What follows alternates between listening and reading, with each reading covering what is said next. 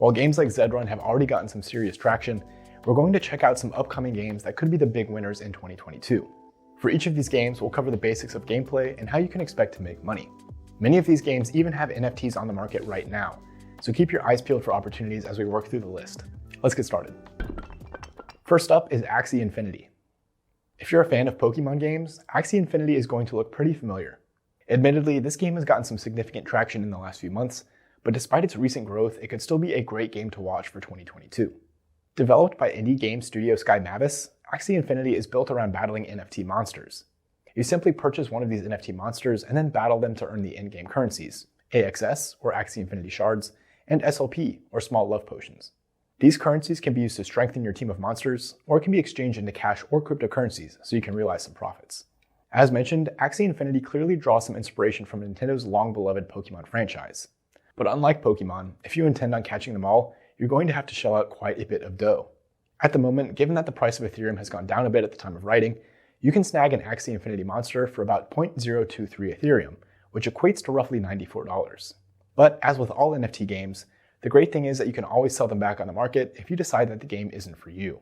If that still seems a little pricey to you, Axie Infinity also has a scholarship program that essentially allows you to rent an Axie monster to get started. It should also be noted that you'll need a team of 3 Axies to get started. But don't think that the game will be a walk in the park.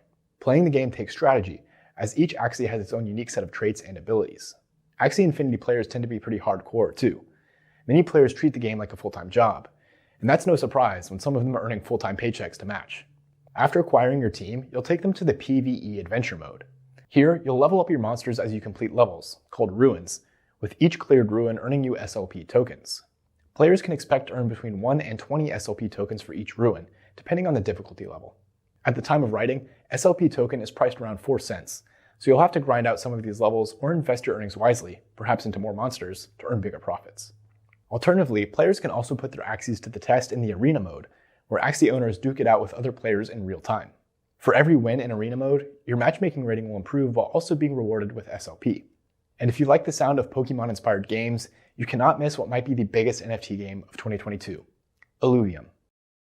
This game is being called the first AAA blockchain game, although that's a self-appointed title by the game's creators. Since its launch in 2020, Illuvium has gained quite a bit of momentum. Just between July and December of 2021, the value of the game's token, ILV, has gone from $30 to over $1,300. At the moment, however, Illuvium is still in closed beta with a projected open beta release date of sometime in the first quarter of 2022. This means it could be a great time to get involved if the game has a successful launch. The premise of Illuvium is much like you would expect from any other sci-fi RPG adventure title. You're a member of an elite intergalactic space fleet that crashes on a highly irradiated planet that's gone through some kind of catastrophe. Much of this strange alien planet has been overtaken by its ocean, and what little land is left above sea level is pretty treacherous. While trying to find out what caused the catastrophe, you'll unlock giant obelisks that are presumably built by the planet's previous inhabitants. Along your journey, you'll unlock secrets about the planet and its history. But you won't be traveling alone, because the planet is inhabited by Illuvials, which draw power from the planet's radiation and roam freely. As you explore the game's open-world environments and encounter these giant creatures, you'll get the chance to battle them with your characters. If you succeed in defeating them, you'll get the chance to capture them inside of a crystal shard, which is basically this game's version of a Pokeball. After catching Illuvials, you'll be able to use them in battle against other Illuvials. These Illuvials are the game's sought-after NFT items, and they can be upgraded as you continue to play. Each battle that you take part in comes with the chance of your shard mutating into a shiny, rainbow, or hollow form. These changes not only affect the look of the shard, but also make them more valuable. In addition to battling enormous monsters and adding more to your collection, you can also mine resources from the planet with the help of your very own personal drone. Resources that you mine with your drone can be used to power up your armor and weapons, and presumably will help you get more powerful alluvial monsters. The primary way for players to make money in Illuvium is by collecting and selling their high-value alluvials.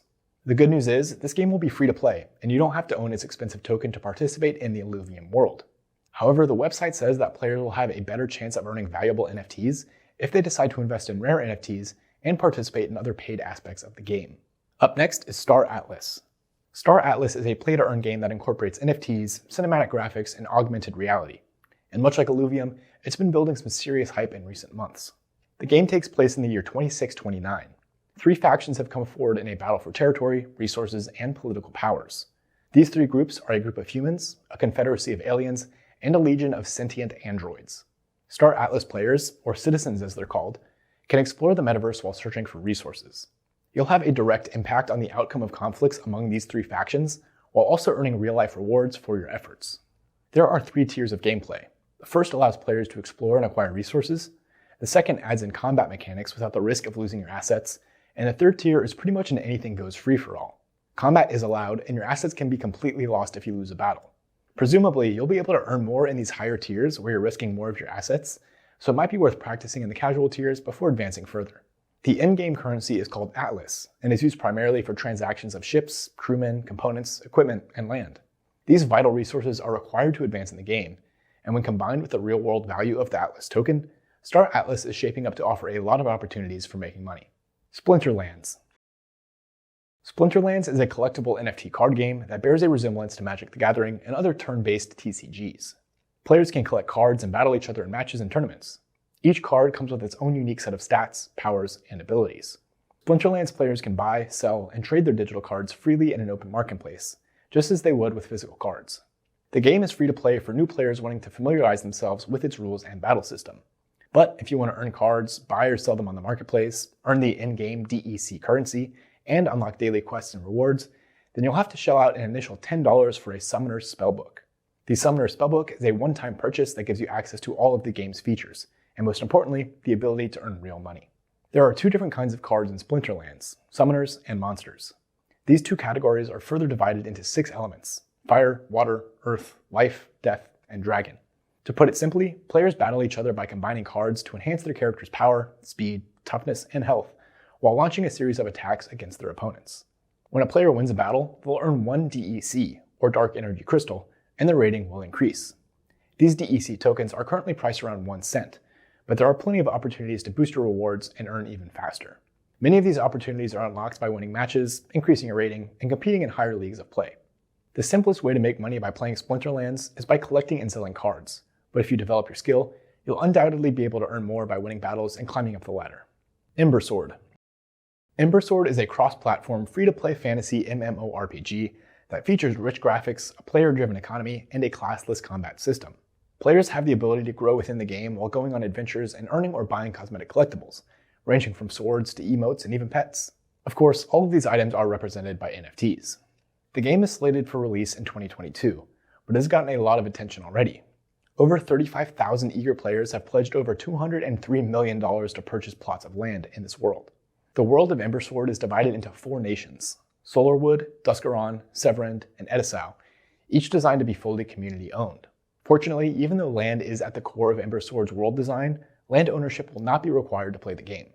Land is further divided into 4 categories: regular plots, towns, settlements, and cities.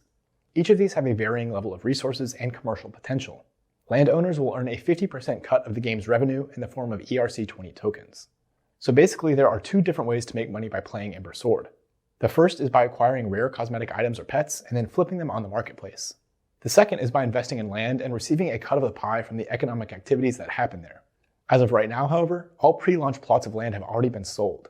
So if you want to get your hands on a parcel of digital acreage, you'll have to wait until the game's upcoming launch or buy one on a secondary marketplace like OpenSea. NFT Gaming in 2022. If you're new to the world of NFT gaming, hopefully this gives you an idea of what to watch for in 2022.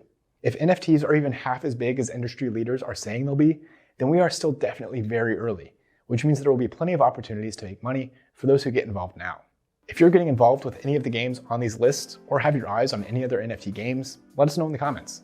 And if you're looking for a deep dive on another big NFT game, check out our recent video on getting started in Zed Run, a digital horse racing game. We'll see you in the next video.